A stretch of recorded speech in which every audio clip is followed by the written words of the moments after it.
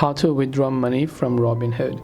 To withdraw money from Robinhood, you can have to first simply go ahead and then launch the Robinhood application. So assuming that you have went ahead and then launched and logged into your Robinhood account, you have to simply go to the account option. Now if your account is verified and that you have some funds which you would like to go ahead and then withdraw, you'll actually find the transfers option. After you select transfer to your bank, choose the bank account you want to transfer to, enter the withdrawal amount and confirm the transaction, and the funds will typically take a few business days to reach your bank account.